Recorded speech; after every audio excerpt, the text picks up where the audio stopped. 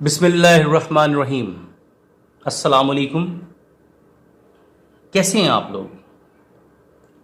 School आपके खुलने वाले हैं इंशाल्लाह। जल्द जो है ये आपका जो ऑनलाइन सिस्टम ऑफलाइन में कन्वर्ट हो जाएगा। तो आज का हमारा जो टॉपिक है वो है electric field and electric field intensity. I will start from this word which is the field. Field से क्या मुराद है, पहले हम इसके बारे में बात करते हैं। इसके लिए मेरे पास ना एक ये मैग्नेट है।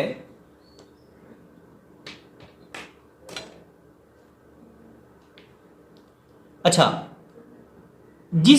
यानी अगर हम इसको देखें कि इसके आसपास एक इनविजिबल जो मैग्नेटिक फील्ड लाइंस का एक पूरा एक सिस्टम मौजूद है।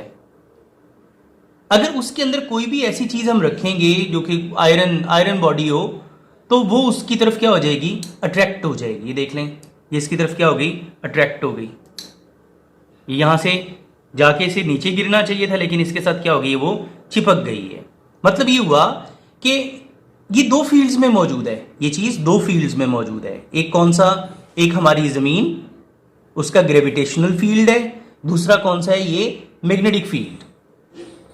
सो किसी भी चीज के गिर्द एरिया जहां पे उसकी फोर्स को महसूस किया जाए उसको क्या बोलते हैं, फील्ड।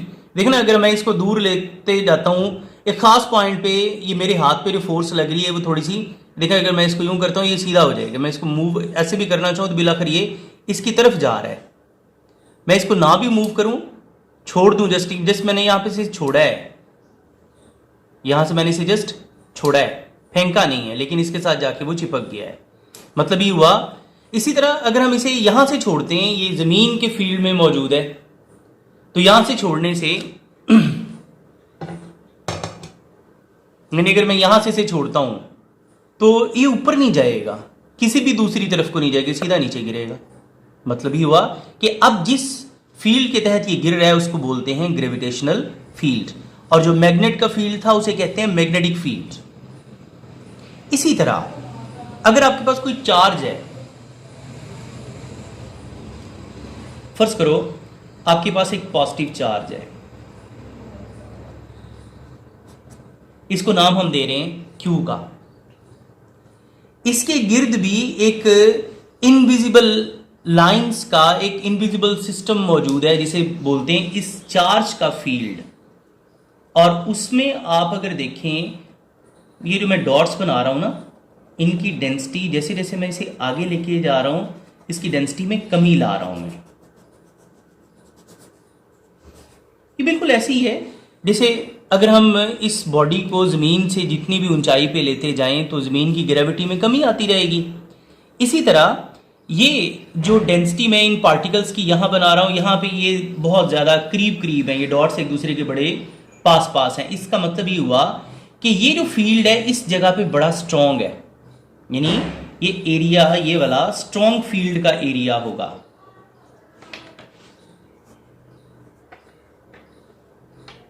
अच्छा, अब इसकी स्ट्रेंथ का देखो ना, इसके लिए तो हमने मैग्नेट के लिए इस्तेमाल किया इस आयरन के बॉडी का। अब इसकी स्ट्रेंथ का पता चलाने के लिए हमें एक पॉइंट चार्ज डिस्कस करना पड़ेगा, उसको सिलेक्ट करना पड़ेगा, उसको बोलते हैं Q0।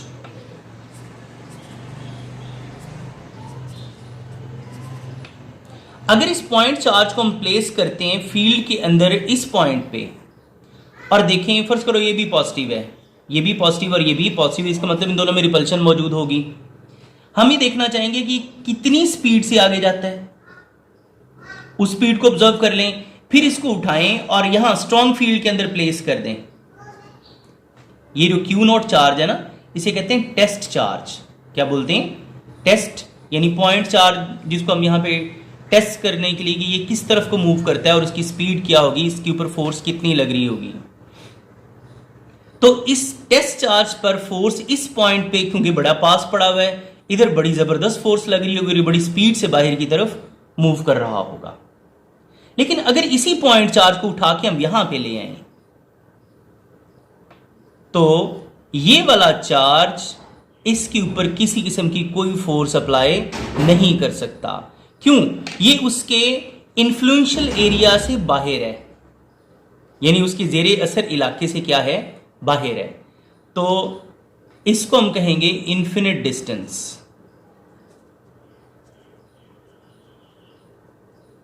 जैसे आपने 9th में पढ़ा था कि स्पेस कहाँ पे है, तो उसके लिए मतलब एक एमसीक्यू था, उसका ऑप्शन था इन्फिनिटी।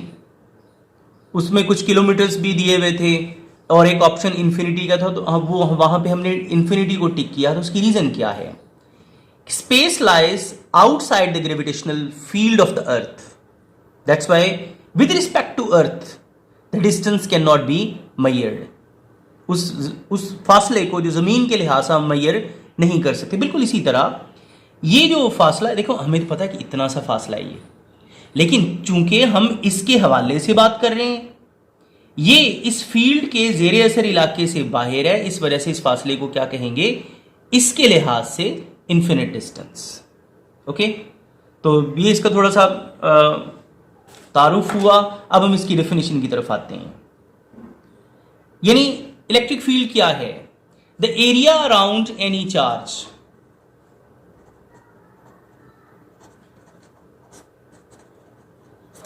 यानी अगर मैं इसको बाउंड्री लगा दूं तो ये समझ लें ये एरिया जो इसके अंदर ये सारा बंद है, जिसमें अगर आप कोई भी टेस्ट चार्ज प्लेस करते हैं, चाहे पास प्लेस कर रहे हैं चाहे थोड़ा दूर प्लेस कर रहे हैं, वो क्या फील करे? एक इलेक्ट्रोस्टैटिक फोर्स।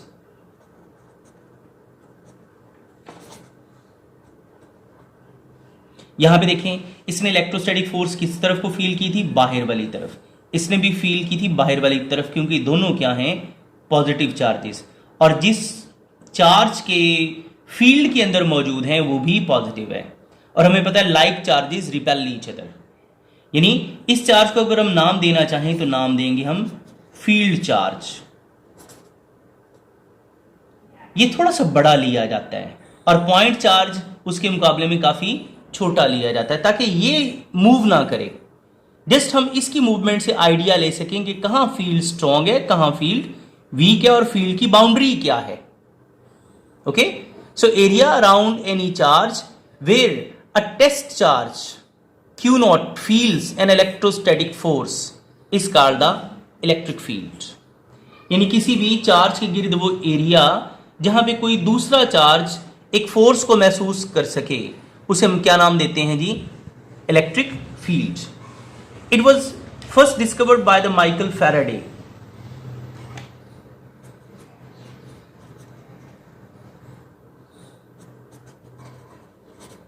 यानी इसका डिस्कवरर कौन सा है? Michael Faraday. अच्छा, अब अभी थोड़ी देर पहले हम बात कर रहे थे कि डेंसिटी चार्ज, मतलब इन डॉट्स की जगह पे हाई है, इसका मतलब है कि यहां पे इलेक्ट्रिक फील्ड क्या होगा? स्ट्रॉन्ग। कैसे पता चलेगा कि भी इलेक्ट्रिक फील्ड स्ट्रॉन्ग कहां पे है, इलेक्ट्रिक फील्ड वीक कहां पे है? उसके लिए हम एक टर्म यूज करते हैं, उसका नाम है electric field intensity. The strength of electric field at any point in space is known as electric field intensity. यानी किसी भी, देखो ना यहां पे स्ट्रॉन्गर फील्ड है, यहां क्या है? Weaker field.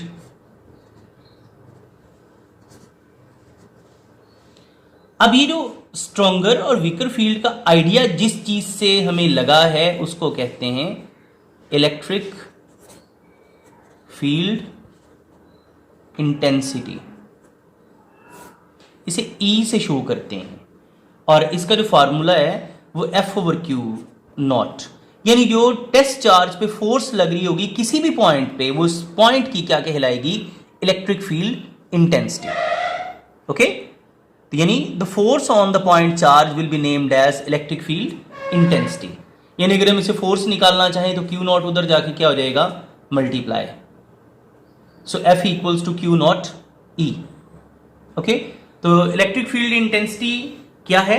ये बेसिकली स्ट्रेंथ है किसी भी फील्ड की, जो हम जांचते हैं कि किस जगह पे उसकी फील्ड स्ट्रेंथ स्ट्रांग होगी, कहां पे उसकी स्ट्रेंथ क्या है? वीक होगी। ओके, इसका जो यूनिट है, फोर्स का यूनिट है न्यूटन, चार्ज का है कूलम, इसे न्यूटन पर कूलम इसका यूनिट बनता है। ओके, और आगे ये क्वांटिटी कौन सी है, इट्स अ वेक्टर क्वांटिटी।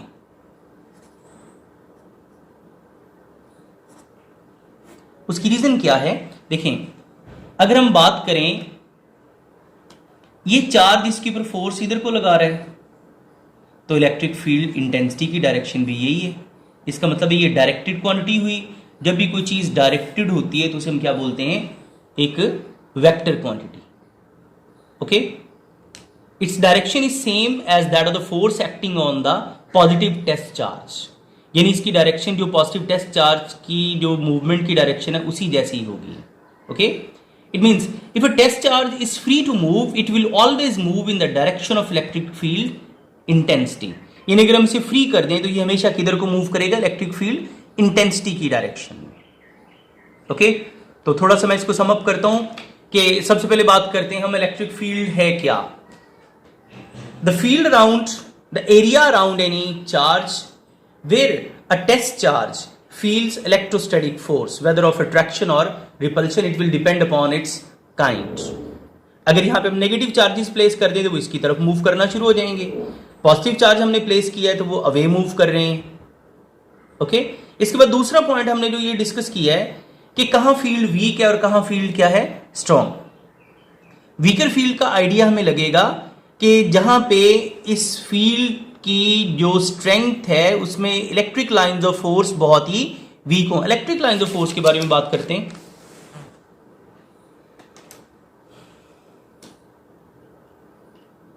अच्छा, इन्हें बोलते हैं electric field lines.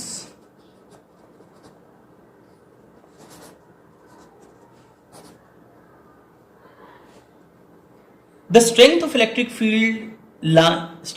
Field is shown by drawing lines.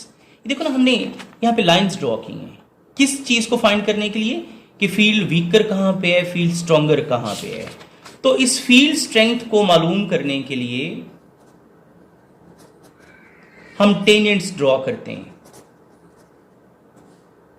क्या ड्रॉ करते हैं, टेंजेंट। टेंजेंट बेसिकली एक लाइन होती है जो किसी सर्कल को एक पॉइंट पे टच करती है। ठीक है, बेसिकली मैथ्स के हवाले से मैंने बात की है। A line that touches a circle at one point is called the tangent। लेकिन जब हम बात करते हैं चार्जेस की तो उसमें भी हमें लाइंस ड्रॉ करनी पड़ती हैं। मिसाल के तौर पे मैं एक पॉजिटिव चार्ज ले रहा हूं, इससे जो इलेक्ट्रिक लाइंस ऑफ फोर्स हैं उनकी डायरेक्शन होगी बाहर वाली तरफ।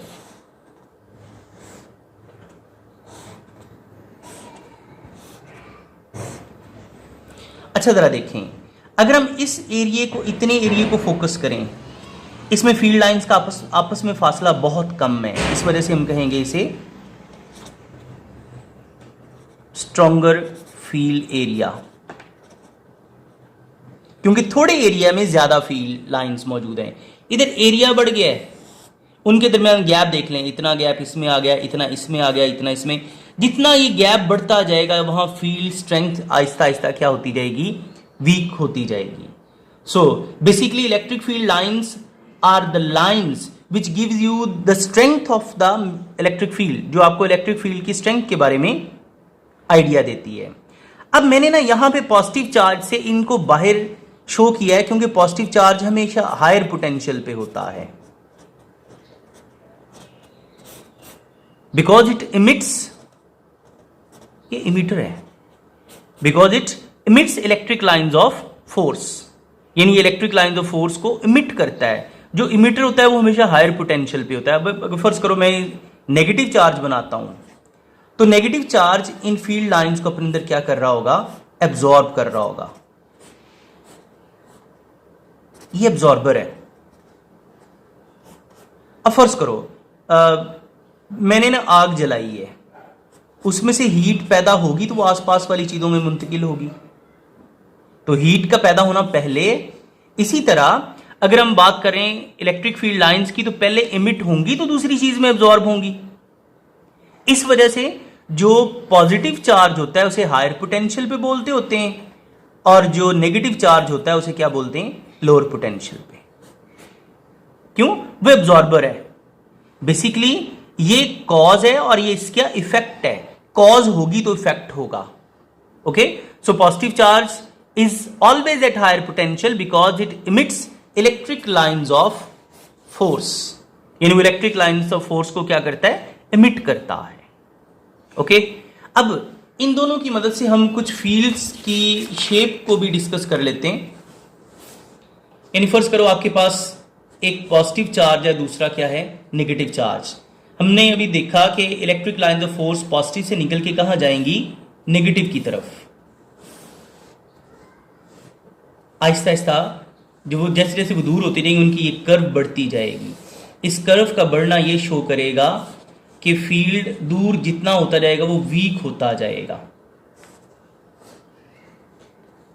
देखिए यहां मैंने सारी डायरेक्शन किधर से बनाई है, पॉजिटिव से नेगेटिव की तरफ। जो आपका मैग्नेटिक फील्ड है, जो बार मैग्नेट का जो नॉर्थ और साउथ आप बनाते हैं, वो भी बिल्कुल वैसा ही है। नॉर्थ से मैग्नेटिक लाइंस ऑफ फोर्स निकलती हैं और साउथ में क्या होती हैं, वो एंटर होती हैं। इसलिए नॉर्थ पोल हायर पोटेंशियल पे होता है और साउथ क्या होता है, लोअर पे। बिल्कुल इसी तरह पॉजिटिव से निकलती हैं ये हायर पोटेंशियल पे, नेगेटिव में जाती हैं तो वो किस पे होगा, लोअर पोटेंशियल पे। ओके, तो अपोजिट चार्जेस का जो मतलब शेप है उसकी फील्ड की, वो ये बनेगी। अगर आपके पास सेम चार्जेस हैं, चाहे पॉजिटिव पॉजिटिव हैं चाहे नेगेटिव पॉजिटिव हैं, सॉरी नेगेटिव नेगेटिव हैं, तो उसकी शेप ये होगी।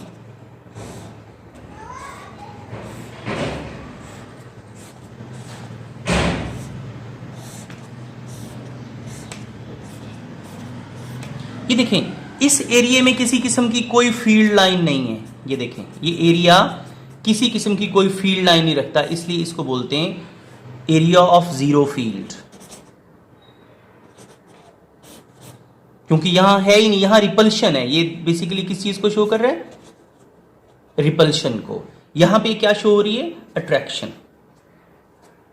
क्योंकि हमने दो अनलाइक चार्जेस लिए हैं तो वहां पे अट्रैक्शन होगी, यहां पे दो सेम लिए हैं वहां पे क्या होगी, रिपल्शन। ओके बेटा, लेकिन जी आज आपका जो इलेक्ट्रिक फील्ड इंटेंसिटी और इलेक्ट्रिक फील्ड लाइंस के बारे में आज हमने बात की है। ओके, अगर कोई क्वेश्चन पूछना है you can text me. Thank you, अल्लाह हाफिज़।